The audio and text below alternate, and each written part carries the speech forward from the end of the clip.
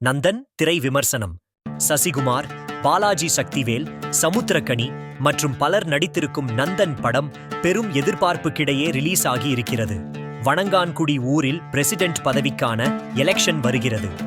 வழக்கமாக அந்த ஊரில் மேல்தட்டு சாதியை சேர்ந்த கோப்புலிங்கம், பாலாஜி சக்திவேல் குடும்பம்தான் தலைமுறையாக தலைவர் பதவியில் இருந்து வருகிறார்கள்.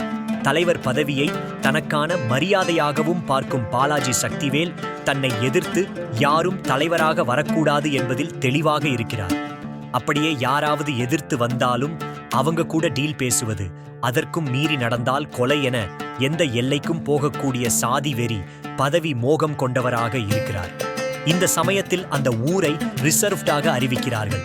இதனால் அந்த ஊரில் சாதிய ரீதியாக பிற்படுத்தப்பட்ட மக்களிலிருந்து ஒருத்தர் தலைவராக வேண்டும் என்ற அறிவிப்பு வருகிறது. இதனால் ஆத்திரமடையும் பாலாஜி சக்திவேல் தன் சொல்பேச்சு கேட்டு அடிமையாக இருக்கும் கூழ்பானை என்கிற அம்பேத்குமாரை சசிகுமார் பிரசிடென்ட் ஆக்க முடிவு செய்கிறார். தன்னை பதவியில் கைப்பாவையாக தான் வைத்திருக்கிறார்கள் என்பதை சசிகுமார் உணரும்படியும் அவரது சுயமரியாதையை சீண்டி பார்க்கும் விதமாகவும் அவரை தனிப்பட்ட முறையில பாதிக்கும் சம்பவங்கள் அடுத்தடுத்து நடக்கிறது. இதனால் பாதிக்கப்படும் சசிகுமார் இதை எதிர்க்கிறாரா? இறுதியில் என்ன ஆனது என்பதுதான் நந்தன் கதை. எந்த நேரமும் வெத்தலை குதப்பும் வாய், தோள்பட்டை வரை வளர்ந்த முடி, அழுக்கு பனியன், ஐயா என்ன செஞ்சாலும் நல்லதுக்குதான் என வெள்ளந்தியாக நம்பக்கூடிய குணம் என கூழ்பானை கதாபாத்திரத்தில் அவர் ஆரம்பத்தில் வரும் காட்சிகளில் மீட்டர் மாறாமல் நடித்துள்ளார். ஆனால் பிரசிடென்டான பிறகு அவருடைய குணாதிசயம் மாறவில்லை என்றாலும் சில இடங்களில் கூழ்பானையையும் மீறி சசிகுமார் நமக்கு தெரிவதை தவிர்க்க முடியவில்லை.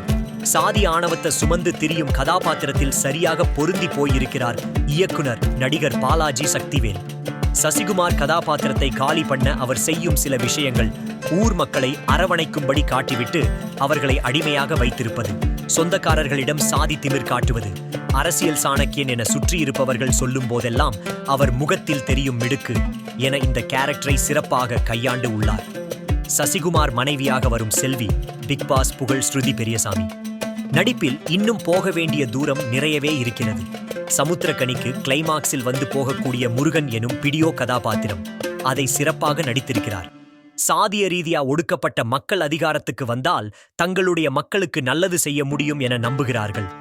ஆனால் அந்த அதிகாரத்துக்கு வர எதிர்கொள்ளும் அவமானங்கள், பதவிக்கு வந்த பிறகும் அவங்க நடத்தப்படும் விதம், இதெல்லாம் நந்தன் படத்தில் அசலாக கொண்டு வர நினைத்த இயக்குனர் இரா சரவணனுக்கு வாழ்த்துக்கள். இந்த கதையை சினிமாவாக்க கமர்ஷியலாக எந்த விஷயங்களையும் கொண்டு வராமலும் திடீரென கதாநாயகனை சூப்பர் ஹீரோ போல சித்தரிக்காமல் இருப்பதும் ஆறுதல். ஆளறதுக்கு தான் அதிகாரம் தேவைன்னு நினைச்சிட்டு இவ்வளவு நாள் ஒதுங்கியே இருந்தோம். ஆனா இங்க வாழ்றதுக்கே அதிகாரம் தேவைப்படுது. நீ அடிமையா இருந்தது மட்டும் இல்லாம அந்த பதவியையே அடிமையாக்கிட்டு. இப்படி படம் முழுக்க வரும் வசனங்கள் ஷார்ப்பு. வசனங்களில் காட்டிய இதே கவனத்தை திரைக்கதையிலும் கொண்டு வந்திருக்கலாம். அதிகாரமும் சாதியும் இவர்களை எந்த அளவுக்கு ஒடுக்குது, இதனால் அவங்க எந்த அளவுக்கு பாதிக்கப்படுகிறார்கள் என்பதை பல காட்சிகளில் காட்டியிருந்தாலும் அது போதுமான தாக்கத்தை ஏற்படுத்த தவறுகிறது. பல காட்சிகள் அடுத்து இதுதான் நடக்க இருக்கிறது என்பதையும் எளிதாக கணிக்க முடிகிறது. பல விஷயங்களை வலிந்து திணித்த உணர்வும் பார்வையாளர்களுக்கு ஏற்படுவதை தவிர்த்திருக்கலாம். தன்னுடைய தாய் இறப்புக்கு இடம் கொடுக்காமல் இருப்பது, ஊர் முன்னால் தன்னை நிர்வாணப்படுத்தி அவமானப்படுத்துவது, இந்த மாதிரியான விஷயங்கள் நடந்த பிறகு கூட சசிகுமார் கிட்டத்தட்ட அமைதியா அடங்கி போகும் மனநிலையில் இருப்பது போலதான் காட்டுகிறார்கள். ஆனால் அதற்கு பிறகு திடீரென சசிகுமார் தலைவர் பதவிக்கு போட்டியிட மனம் மாறுவது நம்பும்படியாக இல்லை. ஜிப்ரானுடைய இசையில் பாடல்களும் பின்னணி இசையும் பாஸ் மார்க் வாங்குகிறது. ஆர் டான்வி சரணுடைய ஒளிப்பதிவு அந்த ஊரின் இயல்பை திரையில் பிரதிபலிக்கிறது. ஆக மொத்தத்தில் நந்தன் பலவீனமான திரைக்கதையால் தடுமாறுகிறது.